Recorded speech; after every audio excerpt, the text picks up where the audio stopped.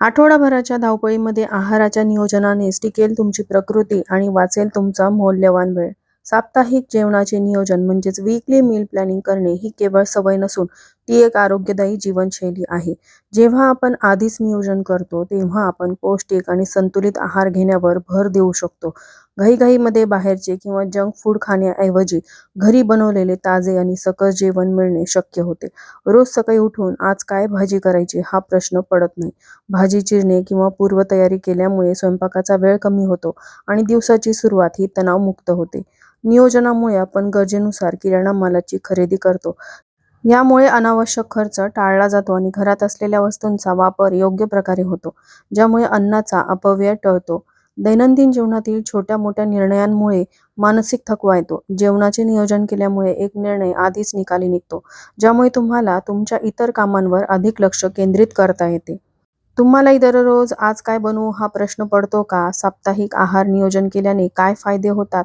मी कशा प्रकारे weekly meal planning करते याबद्दलची माहिती मी आजच्या व्हिडिओमध्ये शेअर करणार आहे. त्यासाठी हा व्हिडिओ स्किप न करता शेवटपर्यंत नक्की पहा.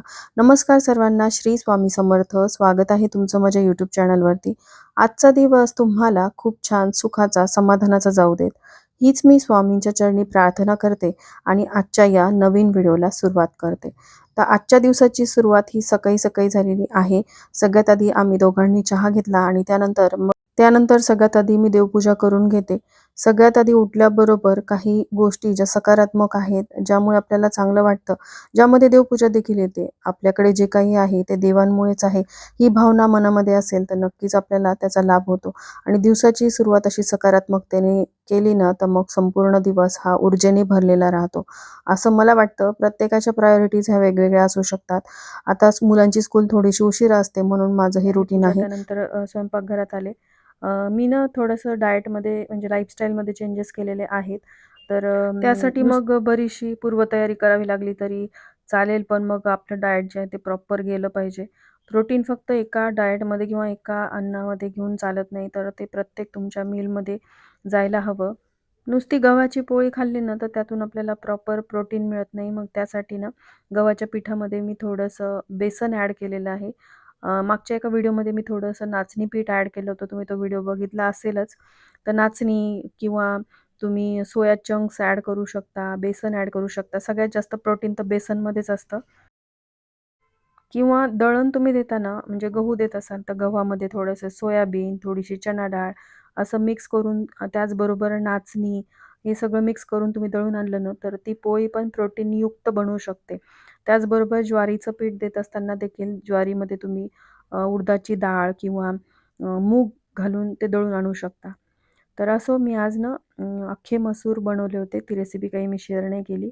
आणि दुपारी ना थोडंसं मला मील प्लॅनिंग करायचं होतं, म्हणून म्हटलं चला आता मुलांसाठी त्याआधी काहीतरी खायला बनवूया. मुलांना छोटी-मोठी भूक लागते. तर पहिल्यांदाच मी हे रागीचे म्हणजेच नाचणीचे कपकेक्स ट्राय केले, पण बिघडले खरं सांगायचं तर. तर मायक्रोवेव्हमध्येच मी बनवले हे कपकेक्स. आपण कढईमध्ये पण बनवू शकतो, पण आहे मायक्रोवेव्ह तर मी त्याचा यूज करत असते. तर त्यासाठी 1 कप मी नाचणीचं पीठ घेतलं आणि त्याच कपाने मी गूळ पावडर घेतली आणि थोडासा सोडा, एक चतुर्थांश सोडा, तसंच 3 चमचे तेल घातलं आणि कोको पावडर घातलं 3 चमचे आणि अर्धा कप मी दूध घातलं आणि हे सगळं मिक्सरला ब्लेंड करून घेतलं. त्यानंतर हे केकचं माझ्याकडे मोल्ड आहे. त्यामध्ये हे सगळे कपकेकचे कव्हर जे असतात ना, ते घातले. आधी म्हणजे मी गव्हाच्या पिठाचे इतके छान कपकेक्स बनवले ना, मेजरमेंट चुकलं नाही कधी. पण यावेळेस काय झालं मला काही कळलंच नाही. तुम्हाला जर म्हणजे कळलं ह्या मेजरमेंटनुसार माझं कुठं काय चुकलंय तर नक्की कमेंट करून सांगा. कारण मग कपकेक व्यवस्थित झालेच नाही. ते मेल्ट झाले होते बरेचसे. बहुतेक मिक्सरमधून मी हे मिश्रण बारीक केलं त्यामुळे व्यवस्थित झाले नाही की पातळ झालं, काहीच कळलं नाही. पण आता बिघडलेली रेसिपी पण तुमच्यासोबत शेअर करूया म्हटलं. प्रत्येक वेळी परफेक्टच होईल सगळं काही असं काही नसतं ना. तर असं कपकेक बनवताना ना तुम्हाला हाफच म्हणजे जे मिश्रण आहे ना ते टाकावं लागतं. कारण हे बॅटर फुलून वर येतं आणि मग ते बाहेर पडू शकतं. म्हणून अर्धच हे टाकलं आणि त्यामध्ये ना मी सगळे आपले काय म्हणतात त्याला अक्रोडचे तुकडे टाकले. कारण अक्रोड मुलं आवडीने खात नाहीत. म्हटलं चला कपकेकमध्ये तरी खातील आणि अक्रोड खूप हेल्दी ऑप्शन आहे.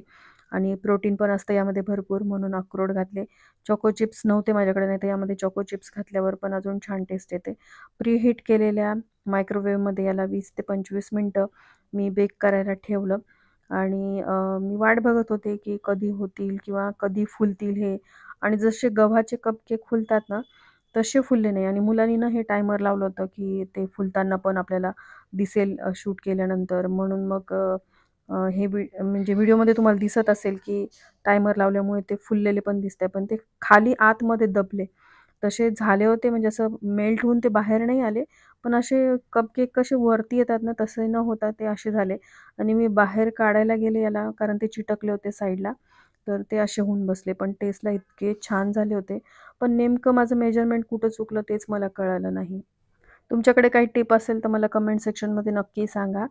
तर असो, आता मील प्लॅनिंग करायची, मला मील प्लॅनिंगची आधीपासून सवय आहे. तुम्ही माझ्या चॅनेलवरती माझे जुने पण व्हिडिओ बघू शकता. मील प्लॅनिंग मी करत असते. त्यामुळे बराचसा वेळ वाचतो. आणि आता तर मला कसं प्रोटीनयुक्त आहार घ्यायचा आहे, त्यामुळे प्रॉपर मील प्लॅनिंग म्हणजे अभ्यासपूर्वकच मला मील प्लॅनिंग करायची. उगाचच काहीतरी ज्या भाज्या येतील त्या जेवणामध्ये ॲड करून तसं मील प्लॅनिंग न करता योग्य पद्धतीने योग्य आहार घेऊनच मला आता माझं व्हिटॅमिन B12 तसंच व्हिटॅमिन डी जे आहे ती कमतरता भरून काढायची आहे. आणि मील प्लॅनिंगचं कसं असतं की एका दिवसात होत नाही. त्याला 2 ते 3 दिवस लागतातच. 2 दिवसामध्ये तुमचं जे बेसिक मील प्लॅनिंग आहे ते करायचं आणि 1 दिवस तुम्ही मुलांसाठी स्नॅक्स वगैरे बनवण्यासाठी वेळ द्यायचा. बेसिक मील प्लॅनिंग झालं ना, तुम्हाला जेवण बनवायला वेळ लागत नाही. आणि 1 दिवस तुम्ही म्हणजे मुलांसाठी काही खाऊ बनवून ठेवू शकता. असे हे 3 दिवस तुम्ही आठवड्यातून द्यायचे मील प्लॅनिंगसाठी. काय करायचं, शुक्रवार आणि शनिवार मील प्लॅनिंगसाठी द्यायचे. रविवार हा फॅमिलीसाठी असतो. रविवारी काहीच एक्स्ट्राचं काम करायचं नाही. आणि अधेमध्ये आठवड्यातले जे दिवस असतात, आता मील प्लॅनिंग केल्यामुळे तुमचा जेवणाचा बराचसा वेळ वाचतो. त्या दिवसांमध्ये मग तुम्ही कधीही मुलांसाठी स्नॅक्स वगैरे बनवून ठेवू शकता. मील प्लॅनिंगमध्ये म्हणजे आधी पूर्वतयारी असल्यामुळे जेवण बनवायला वेळच लागत नाही. आणि उर्वरित वेळेमध्ये तुम्ही एवढे एनर्जेटिक असता की मग तुम्ही स्नॅक्स बनवू शकता. पण अर्ध्यापेक्षा जास्त वेळ जर स्वयंपाकात जात असेल ना, मग तेव्हा आपण थकतो. आणि मग स्वतःसाठी वेळसुद्धा मिळत नाही, चांगलं तयार व्हावंसं वाटत नाही, एखादं पुस्तक वाचावंसं वाटत नाही. कारण एवढे आपण शारीरिकरित्या थकलेलो असतो, की 3 टाईमचं जेवण बनवण्यामध्ये आपण गॅससमोर उभे असतो. आणि मग बाकीच्या गोष्टी म्हणजे स्वतःसाठी आपण वेळ कधी काढणार? मग ज्यामध्ये स्किन केअर असेल किंवा तुमच्या आवडीचे छंद जोपासणं असेल, ह्या गोष्टी होतच नाहीत.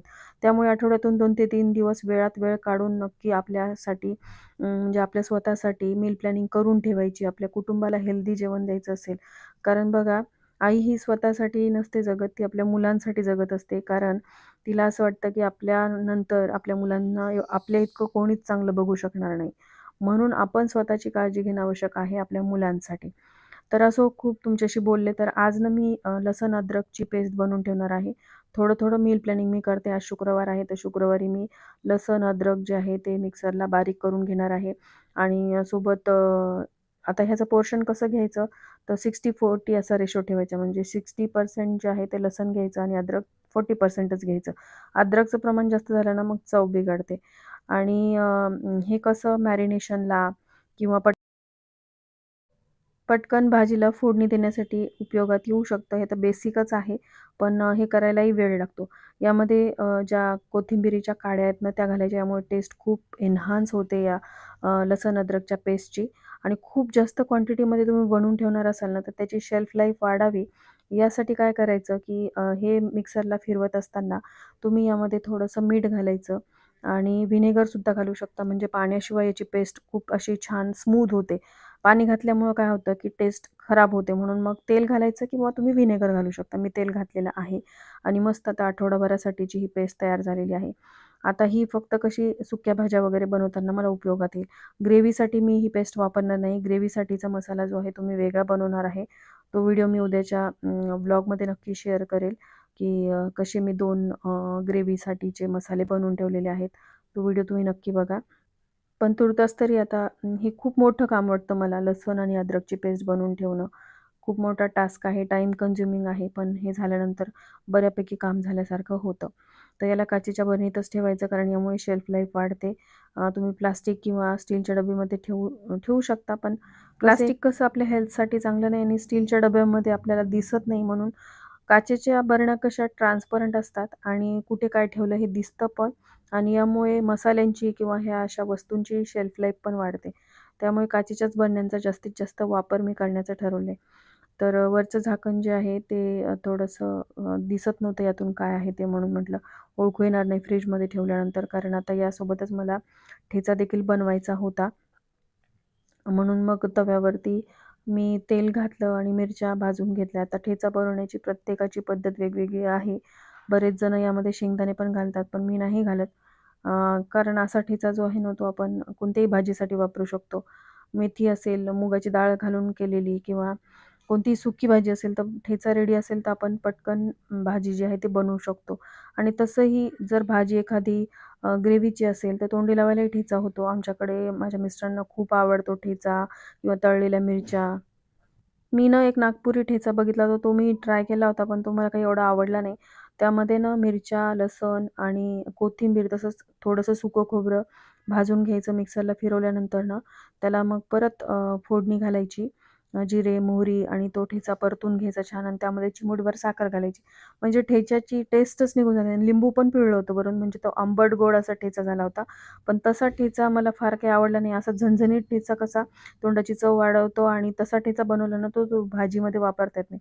लिंबूमुळे थोडीशी आंबट चव येते त्याला, पण तिखटपणा सगळा निघून जातो. म्हणून मग तो ठेचा काही मला आवडला नाही. माझा जो रेग्युलरचा ठेचा आहे ना, जो मी मिरच्या, लसूण वगैरे परतून करत असते, तोच ठेचा मला आवडतो. तर हा ठेचा मी मिक्सरला बारीक करून घेतल्यानंतर ना, परत मी याला फोडणी घालते आणि त्यामध्ये परतते. म्हणजे तो छान लागतो आणि आपण जेव्हा जेवणाच्या ताटामध्ये असा ठेचा घेतो ना, मग त्याला वरून तेल घ्यायची गरज पडत नाही. थोडंसं तेल घालायचं, कारण तेलामुळे कसं कोणतंही साठवणुकीतली भाजी किंवा साहित्य असेल ना, तर ते खराब होत नाही. जसं आपण लोणच्यामध्ये भरपूर प्रमाणामध्ये मीठ घालतो, तेल घालतो, जेणेकरून ते खूप दिवस टिकेल. तसंच ठेचा असेल किंवा ग्रेव्ही तुम्ही बनवून ठेवणार असाल, तर त्यामध्ये तेलाचं प्रमाण हे थोडंसं जास्त घ्यावं लागतं. नाहीतर त्याची शेल्फ लाईफ कमी होते आणि लवकरच ते खराब होऊन जातं.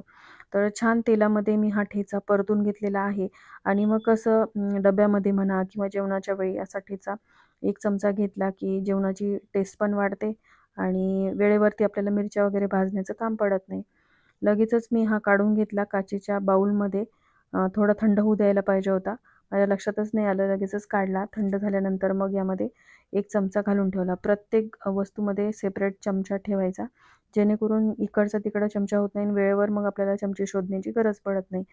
तर ह्या 2 महत्त्वाच्या वस्तू तर झालेल्या आहेत. यासोबतच ना, मी आज चणे भिजू घातले, राजमा भिजू घातला आणि छोले भिजू घातले.